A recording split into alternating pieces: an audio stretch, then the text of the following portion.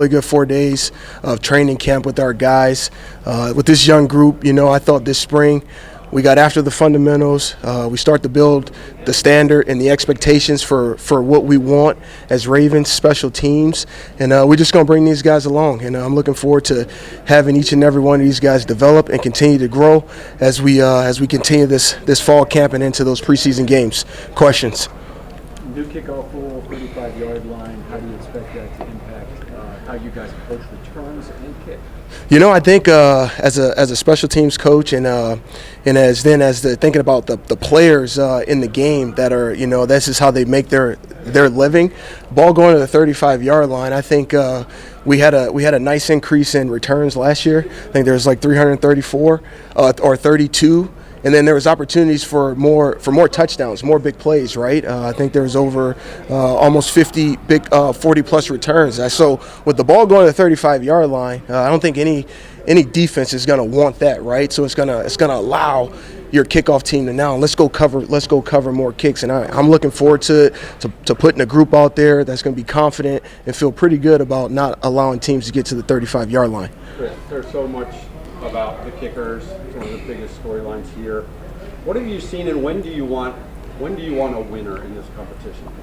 I don't think obviously going into you just let the guys that go out and they compete and they work and they get better every day. And I think the idea is what Randy has these guys doing is going to prepare them for the game. And when the winner shows, it's going to show, right? And it ain't going to be, how soon is that going to be? I don't know.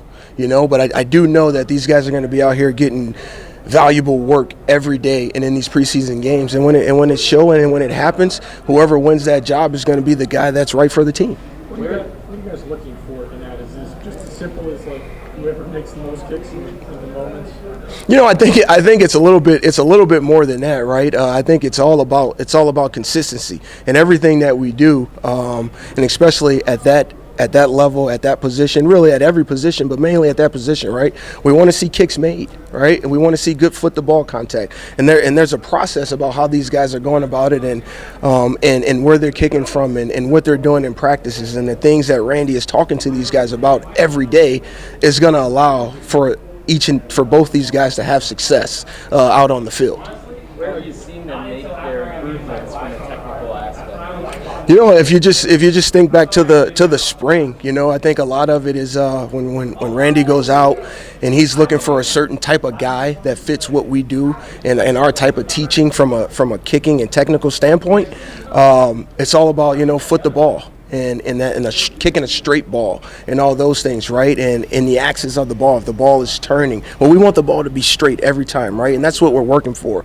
And that's been a big improvement since the spring. And I think both guys have gotten a lot better at doing that. John had said, Keith Mitchell said, I want to be a kick returner if I can. John has said he thinks with the new rules it really plays to a running back being a kick returner. Why do you think that would be, and what's your impression of Keith Mitchell so far? Obviously, Keaton has done a tremendous job for us when he has been back there.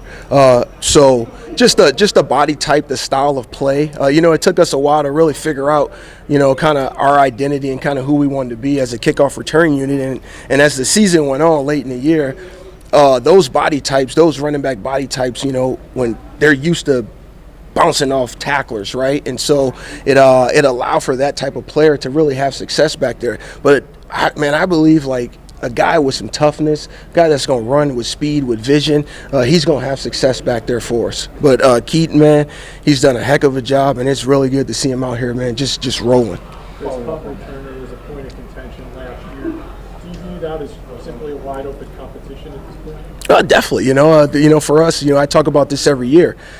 Punt returning is about being efficient and being efficient in a sense of like if we in the game and we catch every ball, that's a plus for us. And we get no returns, we're going to figure out, how to make that better. Maybe the punt was short, right? And we fair caught the ball and we had to run up for it. Well, that's efficiency for me. And how are we catching the ball? What I'm looking for, and we as coaches and as a staff are looking for guys that are not going to put the ball on the ground, even in practice. And that's going to be the guy that's going to win the job when he goes out there and he's making yards and he's catching the ball and fielding the ball, making great decisions. That's what we're looking for. I know, obviously, kicking got all the headlines last year, but with the key guys that you lost this offseason, what is kind of giving you the optimism that 2025 can be like kind of the restoration of the greatest special teams the way through? You know, we still have guys in the building that understand the standard, that understand the expectations of what we're looking for. So as long as you got a select few of guys, and yes, we did lose some guys, but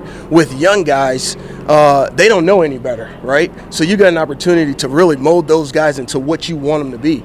And if they listen and they learn and they grow on the way, they're going to be playing at the standard faster than what we think. But they're young guys. They don't know the system. All they know is like, all right, what is coach saying?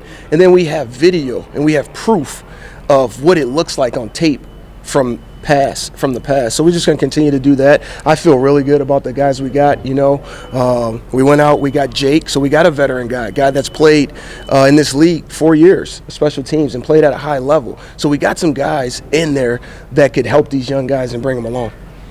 Just one more question about that. The players on the Ravens who play special teams and who have long tenures in terms of special teams on this team also tend to have an offensive or defensive contribution that they make at the same time. So how invested are you as a special teams coach when you see somebody who might be playing good special teams? Pick a player, Adisa Isaac, as we say, we need him to be a good pass rusher because I need him for special teams guys. You know, it's I think it's the more you could do factor, right? I tell the guys all the time, we're here to win, right? And if you got a good football player and you got a guy that his mindset is to do whatever it takes to help the team win, he's going to give everything he's got on the defense, and he's going to get everything he's got on the special teams or the offense. So from a decent standpoint, just to use that as an example, I think the guy's going to be a really good pass rusher.